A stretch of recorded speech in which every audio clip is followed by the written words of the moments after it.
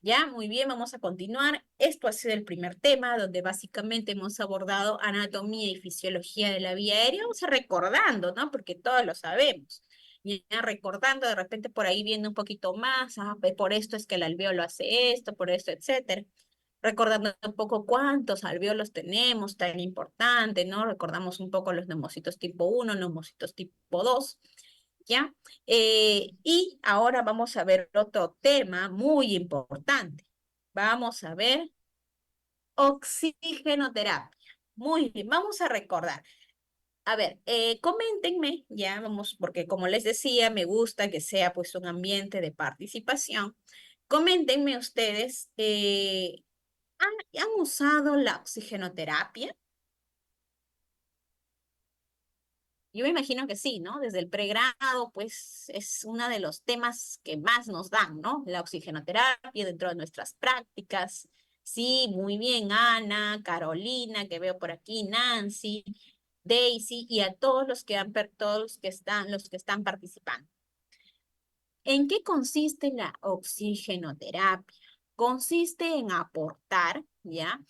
Aire enriquecido con oxígeno por vía inhalatoria. Y de esta manera vamos a corregir o prevenir la hipoxia tisular. ¿Quién está por aquí? Allá. Question and answer. Ya está. Debe aportarse oxígeno. Cuando hablamos de oxigenoterapia es porque vamos a aportar oxígeno por encima del 21% que es nuestro aire ambiental. Tú y yo y todos los que estamos aquí en este momento escuchando, tenemos justamente un porcentaje de oxígeno en el ambiente, que es justamente de aproximadamente 21%. El rango es 20,90 y tantos, pero ya es un 21% se le considera. El resto es nitrógeno, ¿ya? Y también tenemos los gases nobles y el CO2, ¿no? Entonces, ¿qué quiere decir? Que no todo lo que está en el ambiente y que estamos respirando ahorita, miren, respiren, también nos ayuda por relajarnos, ¿ya? Quiere decir que de ese aire ambiental, el 21%, solo el 21% está constituido de oxígeno. El resto son nitrógeno, gases nobles, etcétera.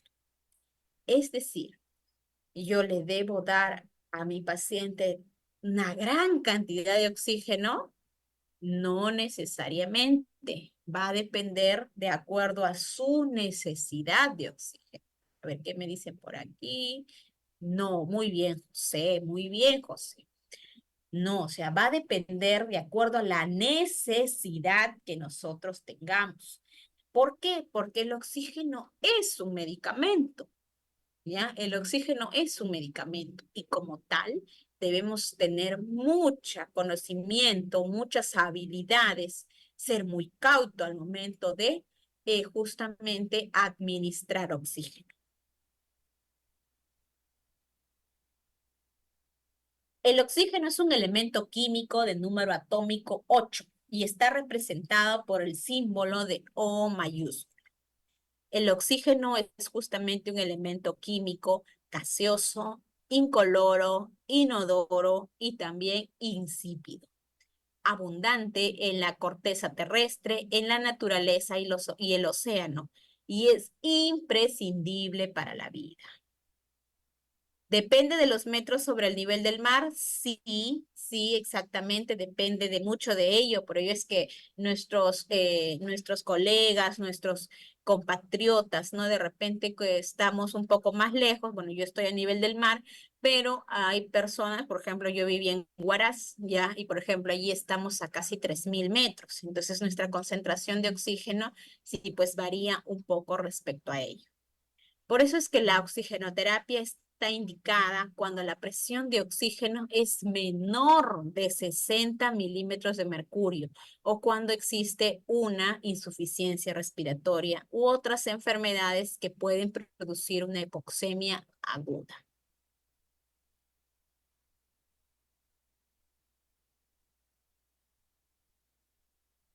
para asegurar que no se produzca una hipoxia tisular, o sea, en los tejidos, es indispensable que además del aporte de oxígeno haya una concentración normal de hemoglobina.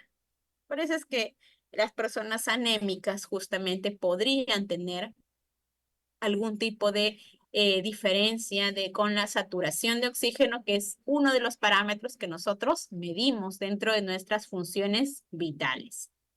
Y a la vez también que el gasto cardíaco y el flujo sanguíneo tisular estén conservados. Por ejemplo, hace poco estaba leyendo una guideline ya en donde justamente mencionaba, ¿no? Que en los pacientes hipoperfundidos, ojo, hipoperfundidos que tenemos en la unidad de cuidados intensivos, la medición de la saturación de oxígeno en el dedo cuando está hipoperfundido y hay señales justamente un llenado capilar prolongado, etcétera, no era tan confiable, ¿no? Entonces, de preferencia se tomaba en el lóbulo de la oreja, por ejemplo, ¿no? En este tipo de pacientes. Por ello es que es importante que al momento de nosotros tomar esta función vital, que es la saturación de oxígeno, tengamos en cuenta este tipo de situaciones. La concentración normal de hemoglobina, el gasto cardíaco y también cómo está justamente este llenado capilar, porque nos pueden dar valores errados y por ello nosotros decimos, ay, no, necesita más oxígeno. Entonces, por ello es que nosotros vamos a tener mucho cuidado con esto, ¿no? Hay recursos necesarios previos a la administración de oxígeno. Por ejemplo, yo llego y tengo un paciente con saturación de 70%, ¿no? Eso estamos hablando de un porcentaje de saturación. Le debo tomar un análisis de gases arteriales, justamente para ver cuánto es el oxígeno que está, pues, justamente arterial, a nivel arterial. Entonces yo encuentro que tiene menos de 60 milímetros de mercurio, como dice acá. Entonces la presión de oxígeno es de menor, está en 40, qué sé yo. Entonces necesito que administrar oxígeno. Eso es lo principal.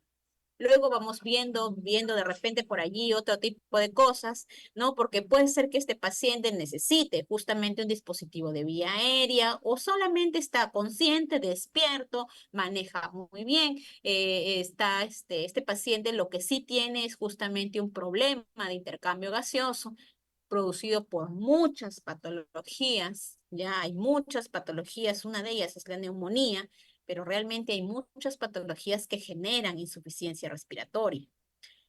Entonces, ¿cuáles son estos materiales? ¿Cuáles son estos recursos? Y que es responsabilidad de enfermería, del técnico en enfermería, justamente ver que tengamos a la mano esto, el manómetro, ¿ya? Me ha pasado que a veces estando de repente en el área de emergencia, o en hospitalización, un paciente requiere oxígeno, pero no tengo la conexión.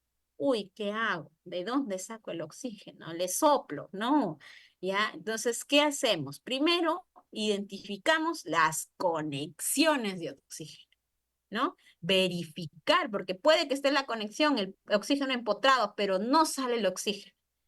Para ello necesito un manómetro. ¿No? Muchas veces en el hospital son nuestros compañeros técnicos los que nos instalan el manómetro, pero también a veces me ha tocado colocarlo yo, el manómetro. Entonces colocamos el manómetro y tenemos que conocer cómo funciona el manómetro.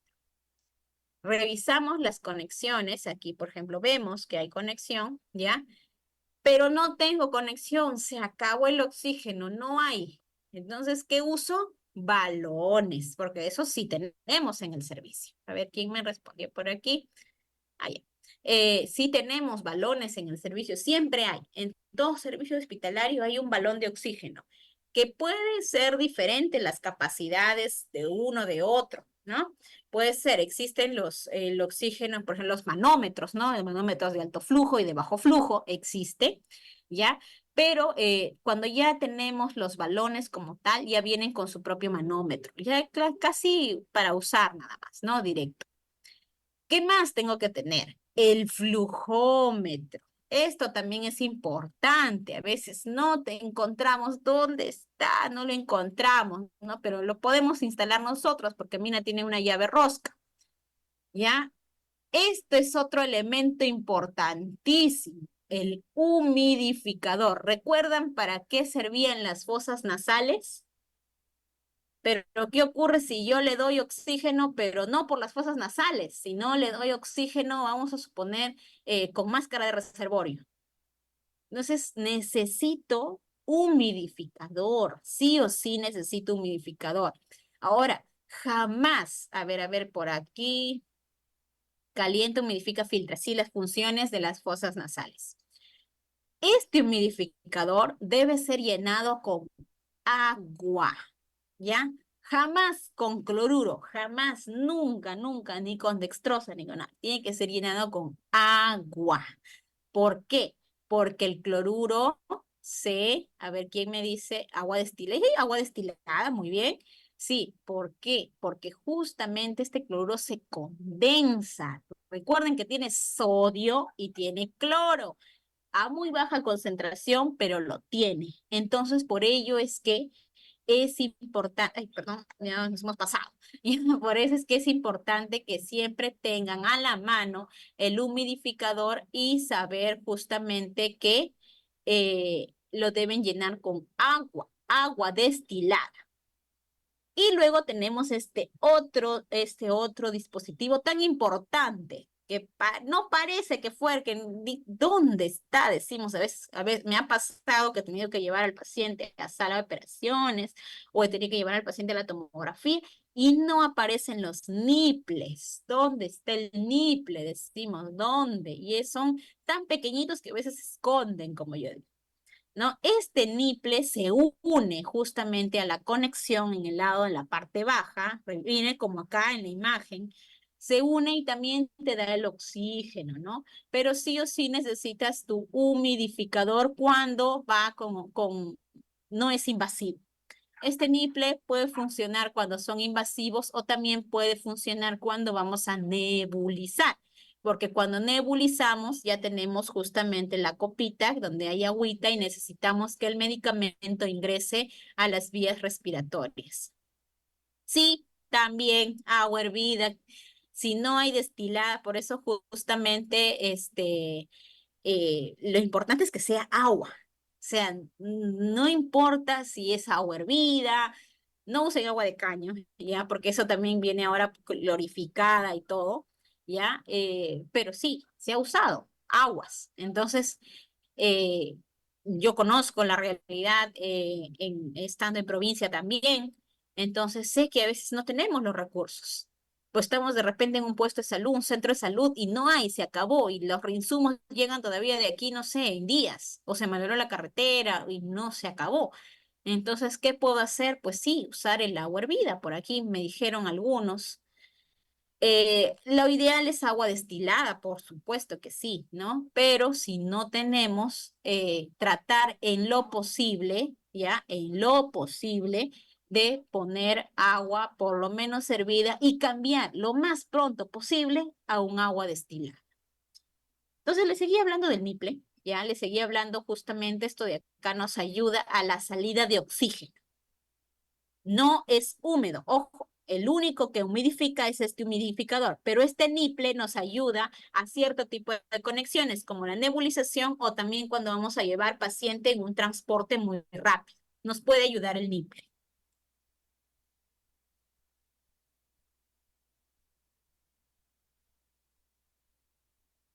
Vamos revisando, ya, aquí vamos a revisar rápidamente porque yo sé que esto lo saben, ya, los dispositivos de bajo flujo y de alto flujo, ya, y en los de alto flujo me voy a detener un poco, ya.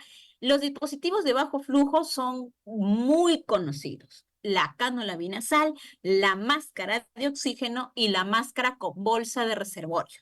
¿Qué hay de no reinhalación y de reinhalación? Pero actualmente usamos solo la de reinhalación, ¿ya? Entonces, la máscara, la cánula binasal es la forma más sencilla, tolerada y utilizada. Es la más sencilla, pero a la vez la que nos da más bajas concentraciones. Está indicada aquel paciente que necesita oxígeno, pero a muy bajas concentraciones. O de lo contrario, en quienes estamos iniciando de repente la atención con necesidades de oxígeno, pero vemos que no mejora, entonces rotamos a otro dispositivo. Los dispositivos de oxígeno, chicos, colegas, amigos, se usan, ¿ya? No tienen una indicación exacta, o sea, no podemos decir, no, ahí se pone solo cánula, no, es de acuerdo a las necesidades del paciente y estas necesidades pueden ir cambiando en función al tiempo y en función de la patología que pueda tener. ¿En quiénes también usamos cánula binasal? En aquel paciente que está siendo destetado de oxígeno, porque justamente ya tiene menos necesidad de oxígeno. ¿Cuáles son justamente los cuidados que debemos tener, no? El controlar regularmente la posición y el ajuste de la cánula nasal. ¿Por qué? Porque muchas veces yo encuentro que la cánula se movió y el paciente está feliz sin oxígeno y saliendo por ahí el oxígeno. Comprobar justamente que las fosas nasales se encuentren permeables, porque puede pasar, ¿no? Que tuvo una epístaxis, el paciente está lleno de sangre que está coagulada, entonces no le puedo poner una cánula binasal, ¿no? Vigilar los puntos de apoyo de la cánula, que son principalmente justo debajo de las narinas, ¿no? Los pabellones auriculares también, la mucosa nasal. Revisar regularmente la concordancia entre el flujo prescrito y el suministro de oxígeno. Porque también ocurre que el paciente, que muchas veces como este es un equipo, lastimosamente que no te da muy, digamos así, fehacientemente el oxígeno, puede ser que esté hasta en 10 litros, 15 litros y vemos que no sale el oxígeno, ¿no? Adecuado. Ahora, también recuerden de que este dispositivo solo te va a funcionar hasta un máximo, y esto es a máximo, ya de 5 a 6 litros. Si ya necesitas más cantidad de oxígeno, debes rotar de dispositivo. Cuando tenemos una cánula binasal a 1 litro, se dice que el FiO2 que estamos entregando es de 24%. Cuando lo tenemos a 4 litros, 36%. Y hasta 5 litros, hasta un máximo de 40%. Nada más. Luego tenemos a las máscaras de oxígeno, ¿no? Acá ya vemos las máscaras de oxígeno, que ya casi no se están usando regularmente, ¿ah? Ojo, ya casi no se usan las máscaras de oxígeno.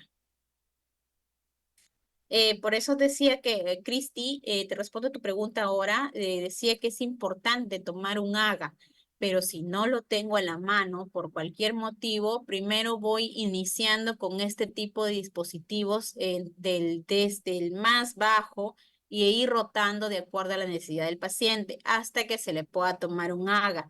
Porque el AGA va a determinar realmente, de repente por ahí hay un problema de una hipercapnia que no va a ser mejorado pues solo con la administración de oxígeno. Entonces, este paciente podría ingresar a la ventilación mecánica. Ya lo vamos a ver, no te preocupes. En este momento estamos básicamente viendo los dispositivos. Ya me haces esa pregunta al finalizar y normal te puedo responder.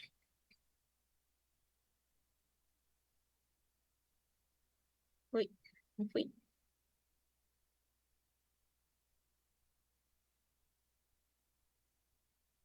Muy bien.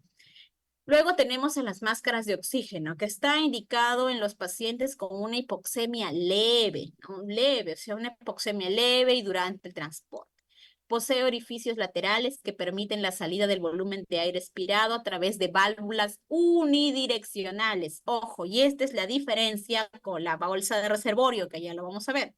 Ya, unidireccionales que dificultan la entrada de aire ambiental durante la inspiración. O sea, básicamente es oxígeno puro.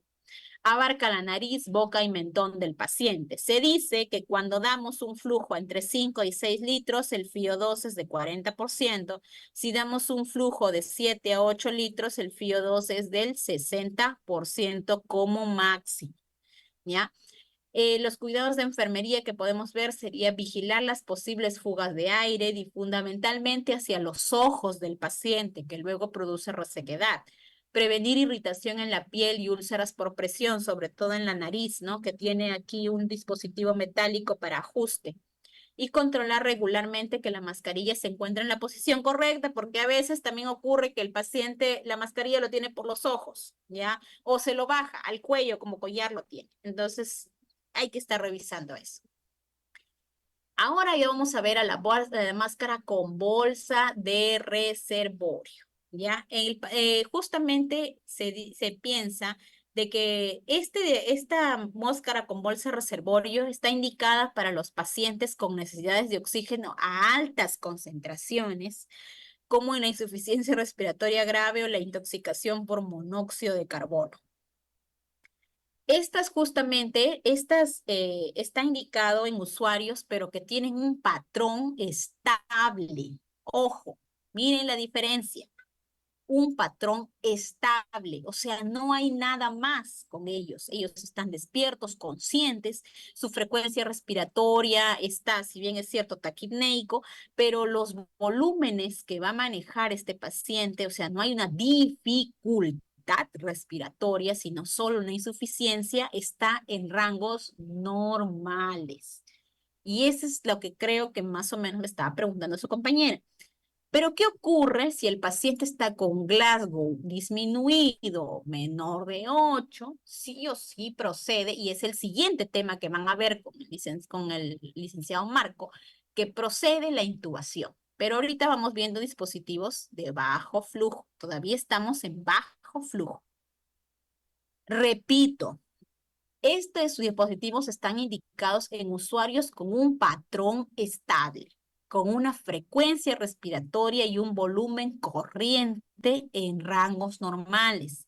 Pacientes que tienen una insuficiencia respiratoria, más no un deterioro de este intercambio gaseoso o una dificultad respiratoria.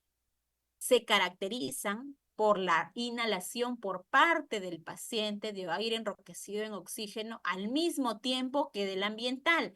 Por ello es que les decía que justamente algunas de ellas tienen unos orificios en la parte, si bien van a ver acá en la parte de la máscara, hay unos orificios. Entonces, tanto se beneficia del aire que viene de la conexión de oxígeno como también del aire ambiental. Muy bien. Posee orificios laterales que permiten justamente la salida del volumen de aire expirado a través de válvulas unidireccionales que dificultan la entrada de aire durante la inspiración, abarcando también la nariz, boca y mentón del paciente. Se le ha incorporado a esta bolsa de reservorio un mecanismo de reservorio de al menos 1 litro de capacidad, que está separado de esta última mediante una válvula unidireccional y que evita la entrada del aire exhalado a la bolsa de reservorio. El reservorio debe estar inflado, si no, no funciona, ya no tendría mecanismo. Si lo ven ustedes todo desinflado, no está funcionando esta bolsa de reservorio. Por ello es que esta bolsa se usa cuando los pacientes tienen una mayor demanda, ya alta concentración de oxígeno, ya se dice que cuando da un flujo entre 10 a 15 litros, que es el máximo, el FiO2 otorgado es de aproximadamente 90 a 100%. El principal cuidado que debemos tener con estos pacientes es vigilar las fugas de aire fundamentalmente hacia los ojos y controlar básicamente cómo se encuentra la mascarilla en la posición correcta. Porque como les decía, si ustedes ven la bolsa desinflada, no está funcionando, no está haciendo digamos así, su mecanismo, que es básicamente el de otorgar, ¿ya? Que es una parte de ese oxígeno también regrese. Entonces, por eso justamente hace que el flujo, ya el flujo de oxígeno, no se deje en ningún momento.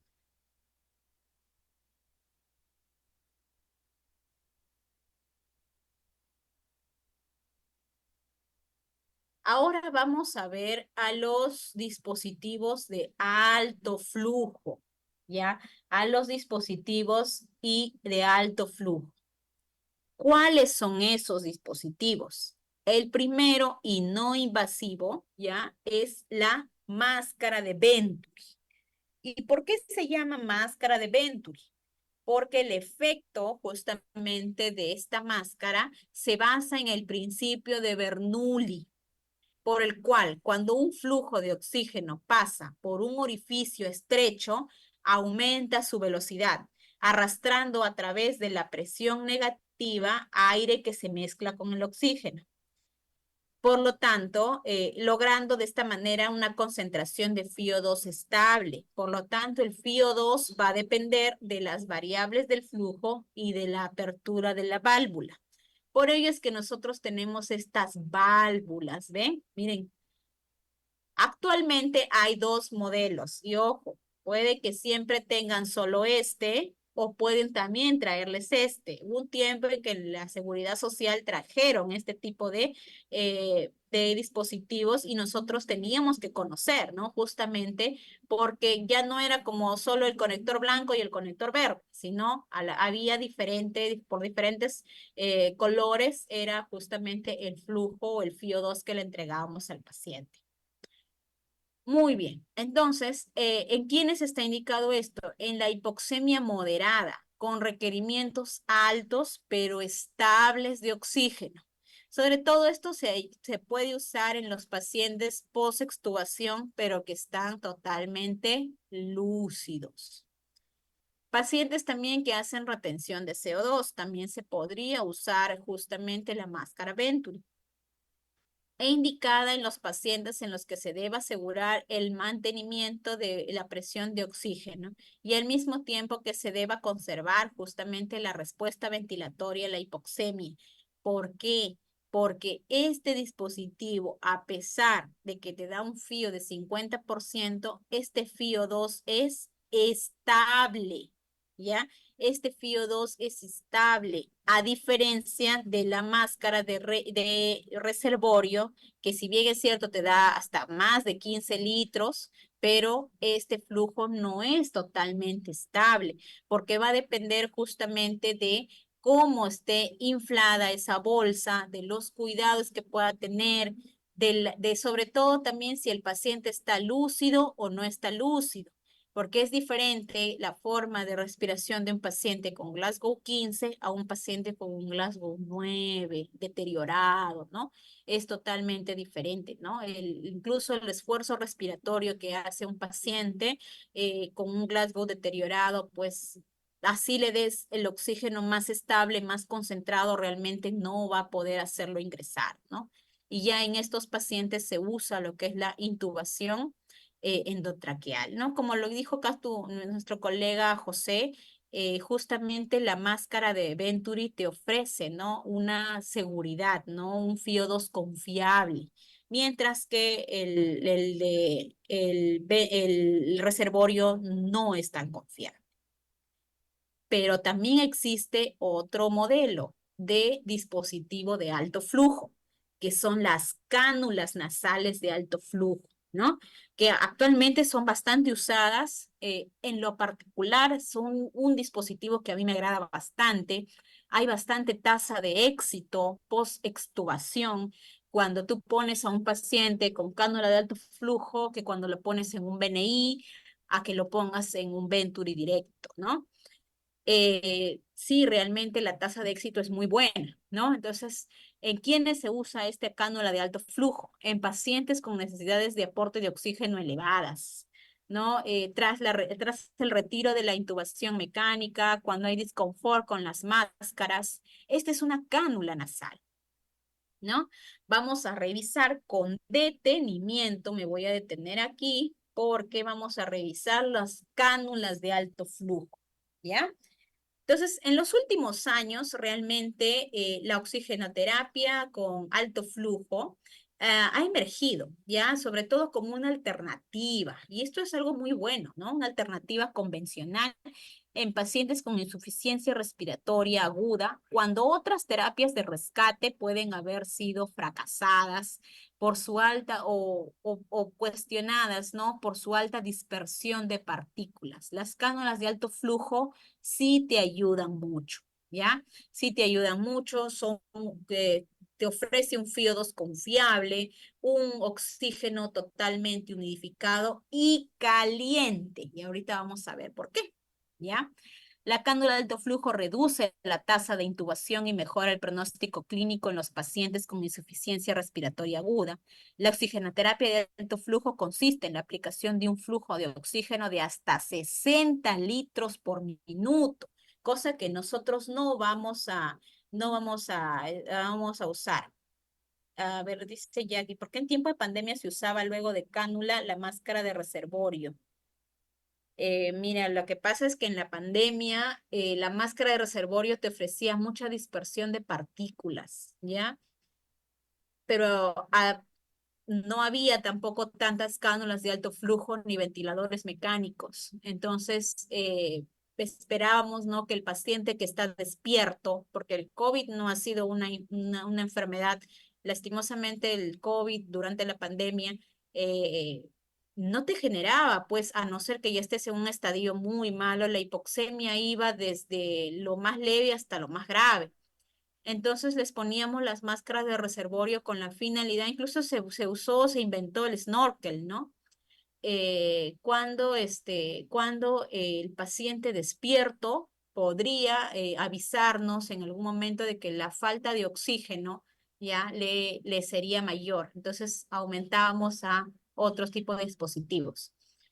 También ocurría, lastimosamente, tiempos de pandemia, casi de una guerra, en donde al no haber cierto tipo de dispositivos como este, como las cánulas de alto flujo, pues a los pacientes que no tenían mucha oportunidad de sobrevivir, que ya se conocían cuáles eran, entonces se les colocaba solo este dispositivo, ¿no? Entonces, mucha controversia respecto a ello, pero así ha sido lastimosamente una pandemia muy dolorosa, muy triste, tanto realmente para el personal de salud que hemos estado, ¿no? En esta línea de batalla, ¿no? Como para también a los familiares que lastimosamente han perdido a sus seres queridos.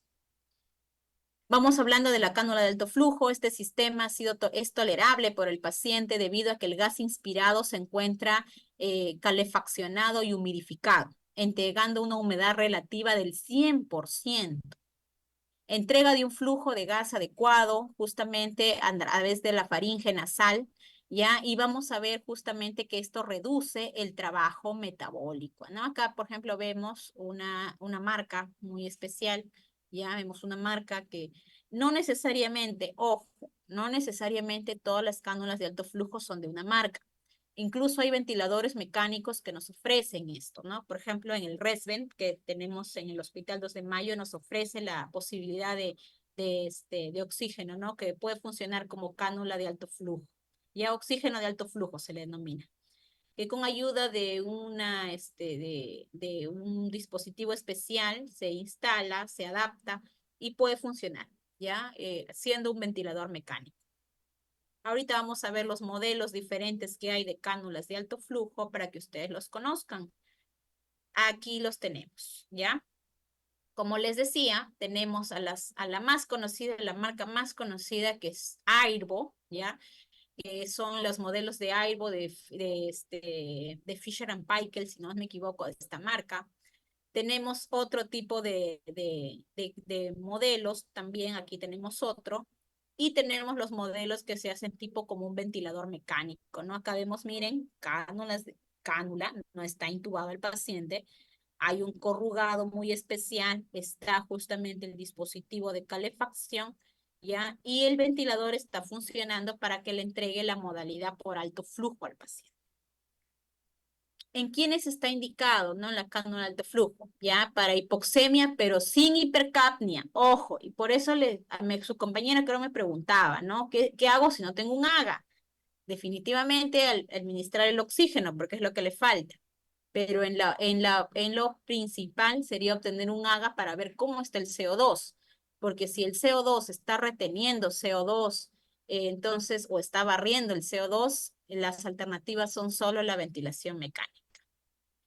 En la insuficiencia respiratoria hipoxémica leve o moderada y cuando hay una necesidad progresiva de oxígeno en mayores dosis. Y también, como les decía, lo he visto y me ha resultado muy bueno que la tasa de éxito post-extubación es muy alta, más que con el BNI incluso. tiene justamente estas partes, ¿no? Vamos a considerarlo como 5 partes. La primera es la cánula nasal, que, ojo, hay tallas, ¿ya? Esto viene por tallas, hay talla S, talla M y talla L, ¿no? Porque miren, por ejemplo, mi rostro puede ser para una talla M, porque yo tengo cachetitos, soy un poco más ancha. Pero puede pasar que hay personas que tenemos el rostro bastante delgado, ¿no? Entonces, para ellas la talla S se le adapta. Esto es muy importante, la talla. ¿Por qué? Porque si yo le pongo a mi paciente delgadito, le pongo una talla L, no le va a llegar a las fosas nasales, va a ser muy ancho. Entonces, este dispositivo tiene sí o sí que ser muy, muy, muy preciso, muy exacto, y por eso previene la comodidad, ¿ya? También, miren, a diferencia de la cánula binasal, que es solo metálica, acá tiene rastros de tela, y aquí tenemos una parte moldeable de silicón, ¿ya? Para que no afecte y no produzca lo que son las otras, también el BNI, por ejemplo, es la máscara que te presiona, te genera, ¿no? Úlceras por presión, lesiones por presión. En cambio, esta cánula no lo hace de esa manera.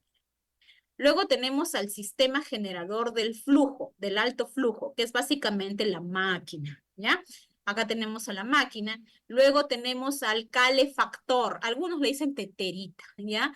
Pero yo le llamo calefactor, ¿ya? Porque este es justamente la conexión del agua, ¿ya? Porque acá hay una botella de agua destilada, no cloruro, agua destilada, ¿ya? De agua destilada está pasando por esta cánula y está otorgando la humedad y calefacción necesaria. No la toquen en la parte de abajo, que es una parrilla metálica, porque está caliente, ¿no? Mira, como pueden ver acá, ¿ya? Tiene una parte de una parrilla, ¿ya? Y aquí vemos la temperatura a 37 grados. Eso no ocurre cuando tenemos los otros dispositivos, como puede ser de repente como puede ser la cánula de reservorio, la bolsa, etcétera. Eso no va a ocurrir, ¿ya? En cambio, aquí le damos oxígeno humidificado y caliente al paciente. Por aquí tenemos al circuito. Este circuito también es muy importante que ustedes lo cuiden, porque a veces el circuito está lleno de agua, chicos. Me ha pasado, he encontrado circuitos totalmente llenos de agua. Entonces, esas turbulencias, justamente estas turbulencias, el aire que debe llegar con turbulencias, no va a generar turbulencia. ¿Por qué? Porque justamente está lleno de agua. Entonces, esto es importante cuidarlo. Ya es un cuidado de enfermería, que el agua no se acabe, porque también la máquina te lo detecta que no hay agua suficiente y comienza a sonar, sonar y sonar, y ya no humidifica bien, ¿ya? O sea, debemos tener sí o sí siempre una fuente de agua, ¿ya? Y también detecta esta humedad, ¿ya? También detecta el sistema cuando el paciente se movió y se movió una narina, ¿no? Una de las narinas se movió y de repente se dobló o algo, también detecta el sistema, ¿ya? Y por último, va conectado a un flujómetro de alto flujo, por eso se llama cánula de alto flujo, ¿ya? Va conectado a un flujómetro muy especial que te da hasta 60 litros por minuto. Vamos a ver un video, ya, donde le va a enseñar exactamente cómo este sistema de cánula, de básicamente Airbo, que es el que más está en la red, ya, entonces, cómo funciona y cómo ustedes lo van a programar. Me van a avisar que se escuche, por favor, porque pueda que no se escuche y yo esté enseñando el video. A ver.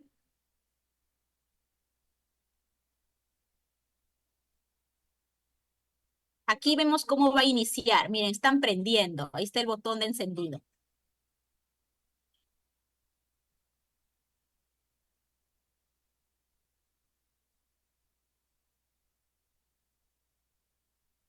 Hay 3 parámetros: la temperatura, los litros por minuto y el porcentaje de oxígeno.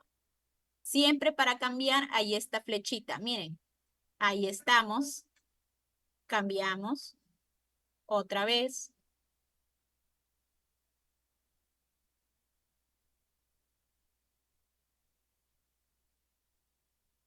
Nosotros seleccionamos la temperatura.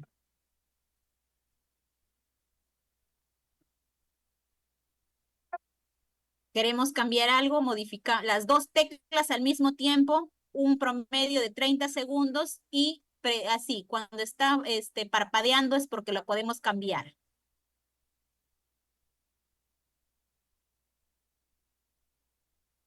Esto también lo cambiamos, el flujo,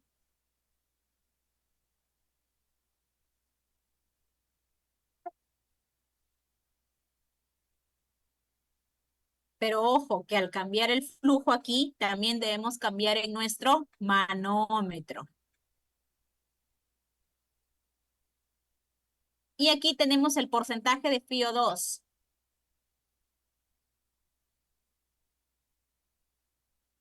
que esto también se maneja con el flujómetro. Ahí está, ¿ven? ¿Se dan cuenta? Y subimos, subimos, subimos. Si no, de otra manera, no va a cambiar y la máquina no les va a permitir hacer el cambio.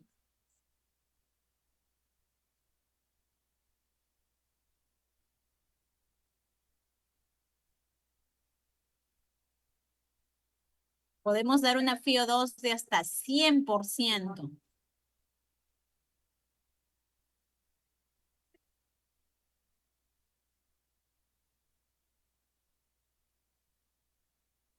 Y así nos suena, ¿ve? Oxígeno muy alto. Y cuando ya nos da ese sonido es porque está muy bien. Para apagar, desconectamos al paciente, desconectamos el oxígeno y mandamos a desinfección.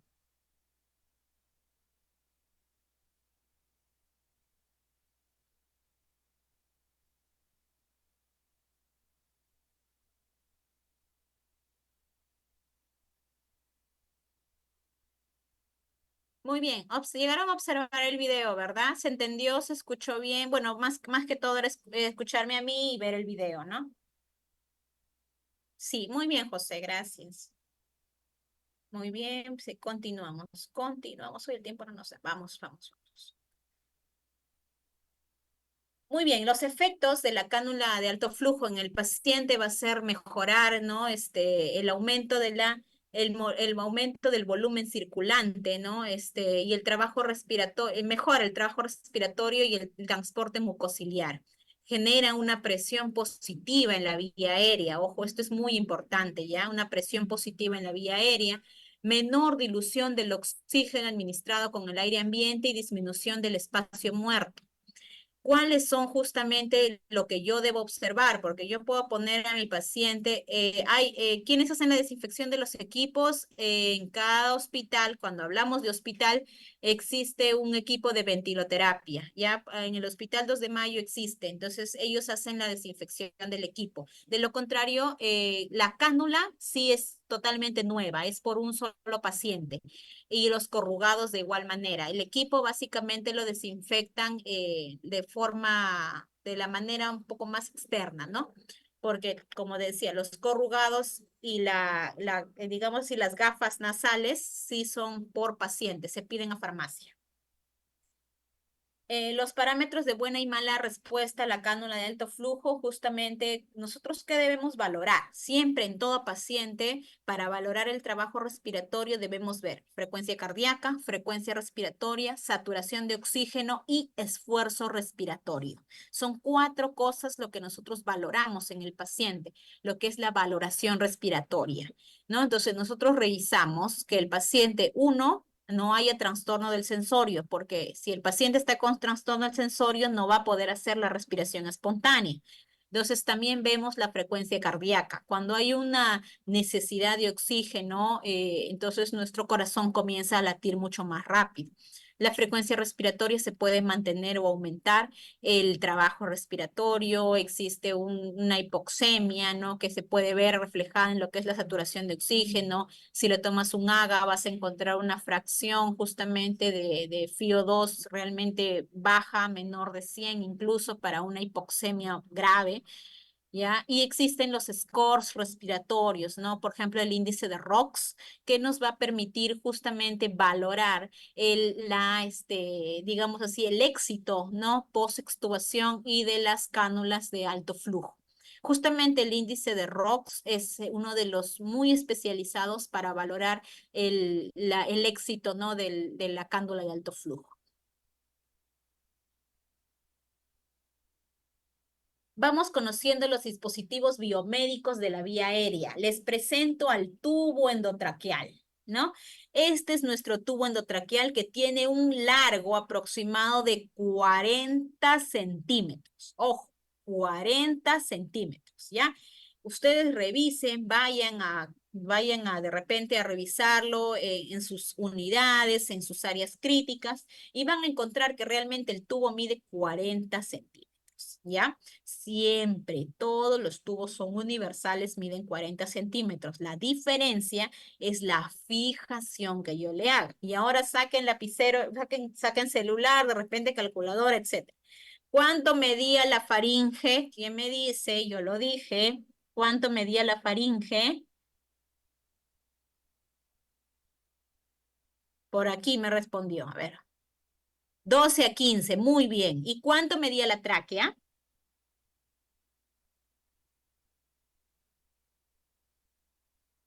10 a 15, muy bien. Entonces todos juntos hacen un promedio, ¿ya? Ojo, recuerden, promedio, que desde justamente digamos así, nuestra boca, nuestra comisura labial hacia la carina, perdón, desde nuestra comisura labial hacia la carina hay un aproximado entre 21 y 24 centímetros, porque no es toda la tráquea, ojo, tiene el tubo donde debe quedar 2 centímetros por encima de la carina. Entonces, si son dos, le reducimos un promedio de 20 más la apertura bucal. Por eso se considera que la fijación del tubo debe estar entre 21 hasta un máximo de 23 todavía. Así nos dice la literatura. Entonces, esto es muy importante que ustedes lo sepan, porque si encuentran tubos fijados en 18, quiere decir que no está a 2 centímetros de la carina, está por encima, ¿no? Entonces, no, ese aire que ingresa no va a llegar correctamente hasta los alveolos, que son donde debe llegar el aire cuando el paciente está intubado. Tenemos partes del tubo endotraqueal. Tenemos el adaptador o conector universal de 15 milímetros. Acá tenemos la escala o numeración en centímetros. Tenemos una línea radiopaca, ¿ya? Tenemos un balón piloto. Esto no se llama CAF, ¿ya? Se llama balón piloto, sino que a veces le decimos CAF. Y esta es una válvula antirretorno o unidireccional, porque ustedes ingresan aire y ese aire no lo están sacando. O sea, mejor dicho, si ustedes ingresan el aire, se queda sin necesidad que ustedes presionen algo, cierren algo, ese aire se queda atrapado. Y es justamente para inflar el balón de neumotaponamiento.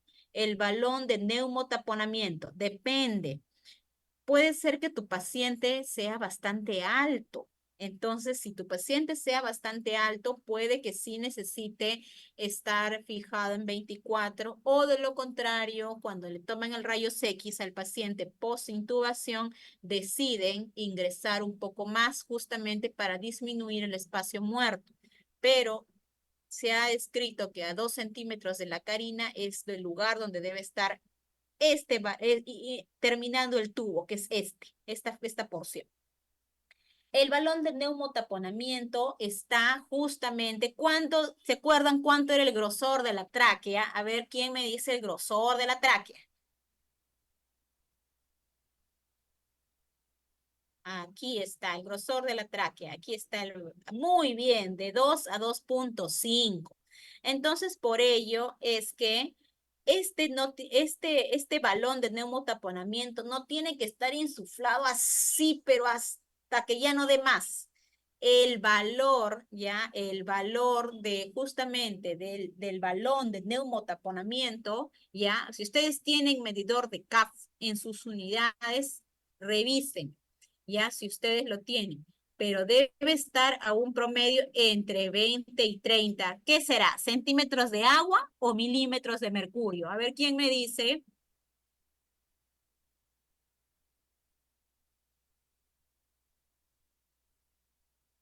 Muy bien, milímetros de mercurio, ¿ya? Sin embargo, ¿ya? Sin embargo, ¿ya?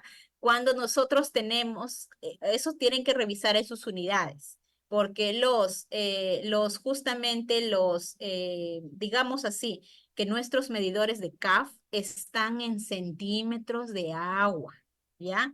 Y un centímetro de agua es diferente a un milímetro de mercurio, no es igual, no es la misma medida. ¿Ya? Eso recuerden, ya es aproximadamente 1,16.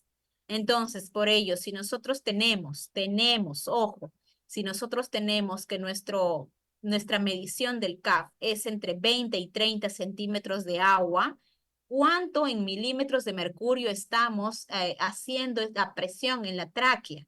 Aproximadamente 30 a 40 milímetros de mercurio. Entonces, por ello es que ustedes cuando revisen, claro, sí también puede ser, pero revisen justamente que no esté totalmente insuflado como una pelota, pues, ¿no? O sea, que siempre se dice ya de que debemos insuflar, si tenemos solo una jeringa, de repente podemos hacerlo con aproximadamente unos 4 a 5 centímetros de aire, ¿ya? Eso es en el caso del tubo endotraqueal. Hay otros dispositivos que ahorita lo vamos a revisar antes que nos gane el tiempo. Ah, ya. La bolsa autoinflable, el ambú, también es usado. Ya, también para transporte incluso lo usan. Ya, a veces necesitan transporte y usan el ambú.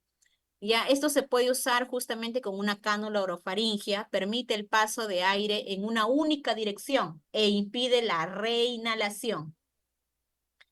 Hay que ajustarla completamente a la cara del paciente para que no haya fugas de aire y se aconseja la utilización de mascarillas que sean transparentes, ¿ya? También se debe utilizar conectado a una fuente de oxígeno, ya que el oxígeno no será, no será del 100%, ya que si lo hacemos a nivel ambiental va a ser solo del 21%. Se conecta justamente aquí lo vemos, la válvula de entrada de oxígeno se conecta a una entrada, ¿no?, de oxígeno para que esto llegue hasta el 100%. ¿Cuánto es el valor que te da la bolsa? Aproximadamente 1,000 a 1,500 mililitros de oxígeno.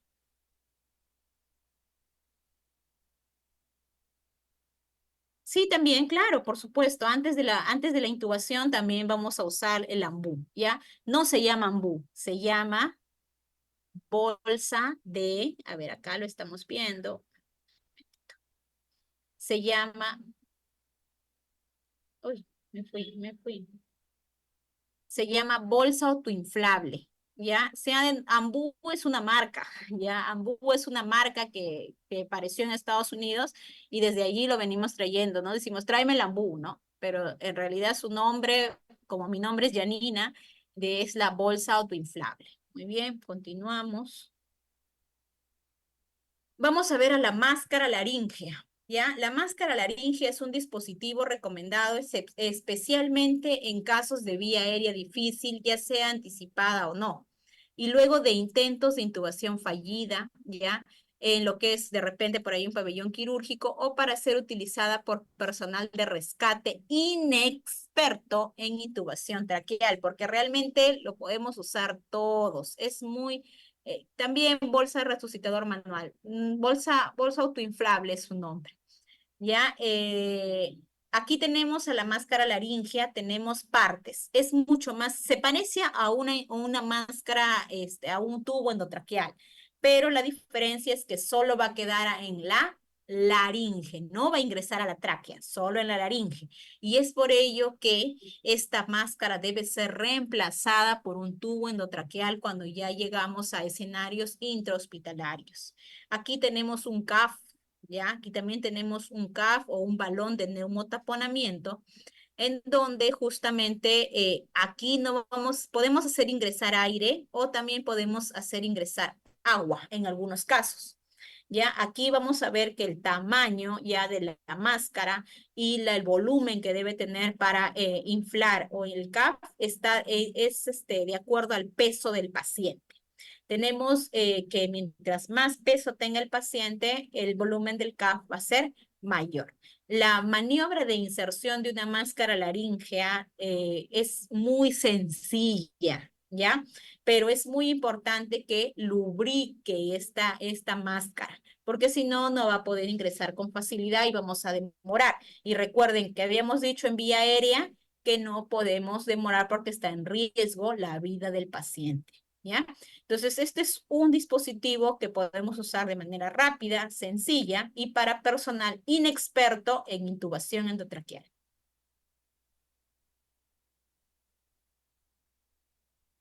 Por aquí tenemos a las cánulas orofaringeas, o también llamadas, si algún día le dicen cánula de Gödel, no digan cuál será, sino digan que es lo que nosotros llamamos tubo de Mayo, ¿ya?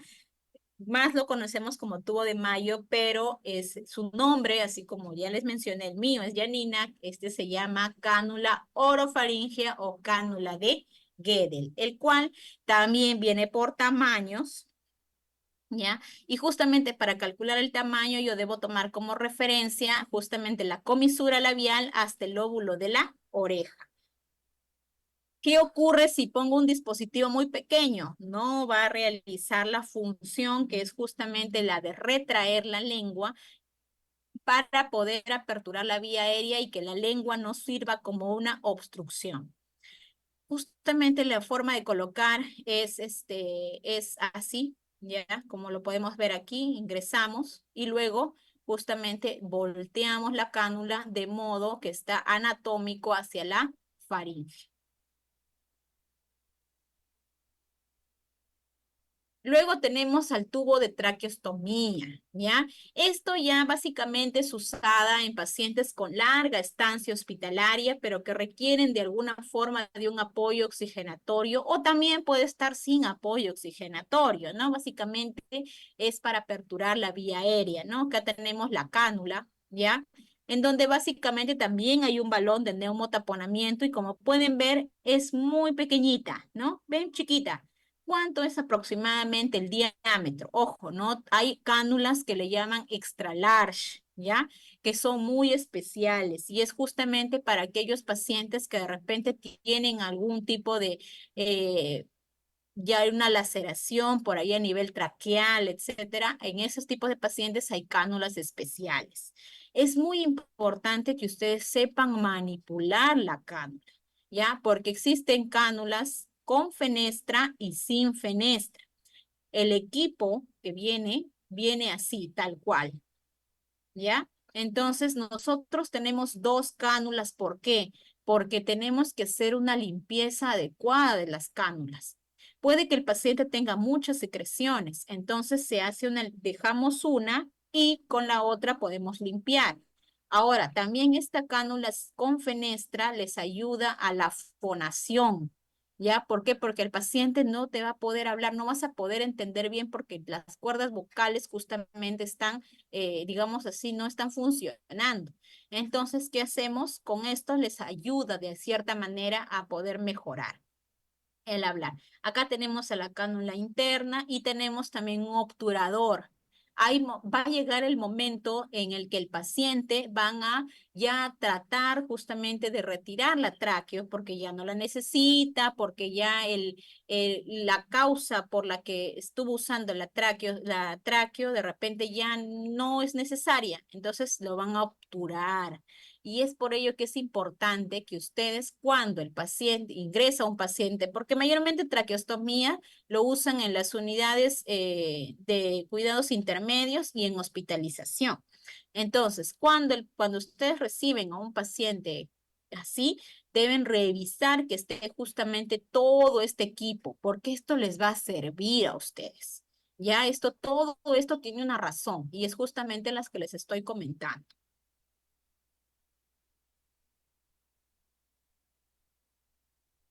La limpieza es sencilla, ya básicamente con agua destilada, ya ustedes básicamente van a revisar con agua destilada y van a poder, hay unos cepillos muy especiales también para que puedan limpiar las cánulas, ¿ya? Y con ellos los van a limpiar. La limpieza se hace diaria o a necesidad del paciente, como les decía.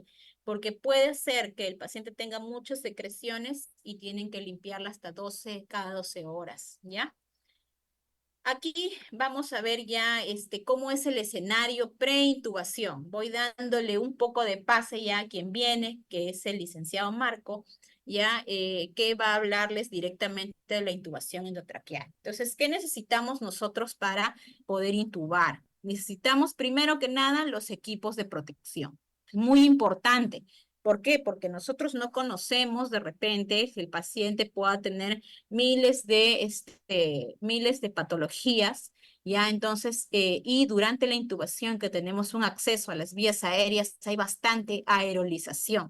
Entonces es importante primero el equipo de protección. Luego ya tenemos a la bolsa resucitadora, a la bolsa autoinflable, al laringoscopio y sus palas, que esto va a depender justamente de el tamaño que nosotros podamos ver al paciente, pero recomendable en los adultos se usa la pala 4 hasta la pala 3.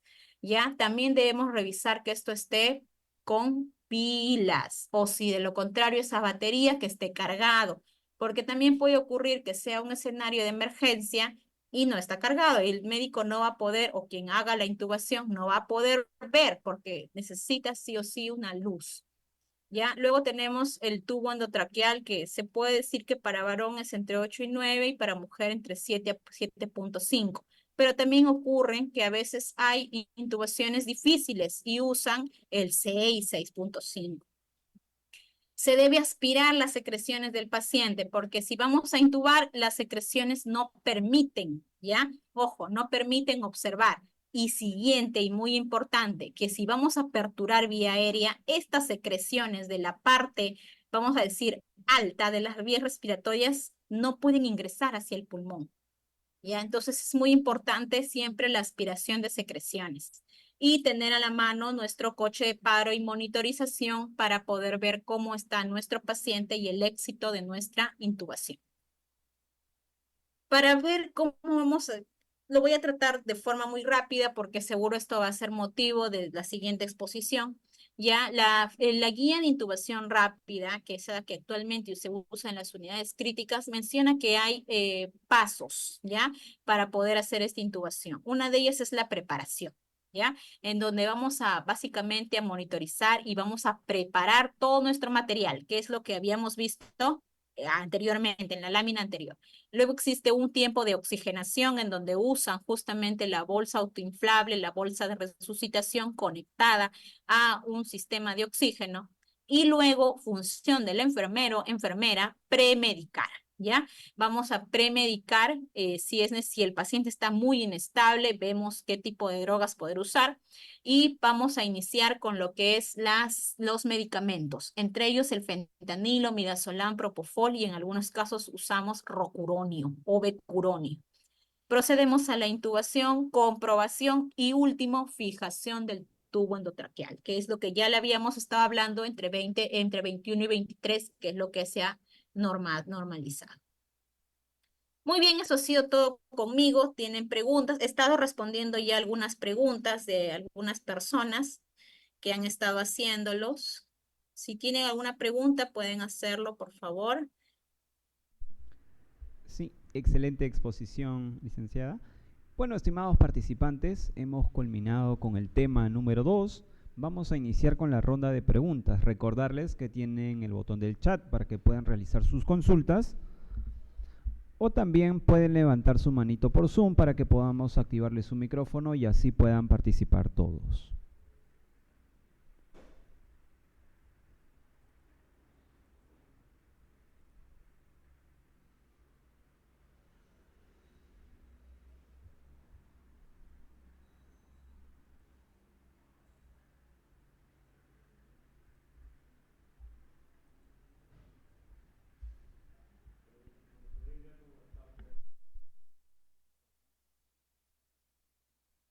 A ver, por aquí hay una pregunta. Sí, aquí tenemos una participante, la licenciada Laura, nos comenta, ¿cuál es la diferencia entre alto flujo y bajo flujo? Ya. Justamente lo que les decía, ¿no? Que el alto flujo está considerado a partir de 10 litros, ya hasta hasta 60 litros se puede dar, mientras que el bajo flujo es entre 1 litro y los 9 litros restantes, ¿no? Por eso es que existen este tipo de dispositivos como la máscara, la cánula binasal y la máscara de oxígeno simple, ya solamente te dan hasta un máximo de 8 litros, ¿no? 8 o 9 litros. Y ya si necesitamos más de 10 litros, ya vamos hacia un Venturi, ya con dispositivo de alto flujo, las cánulas de alto flujo o las bolsas de reservorio.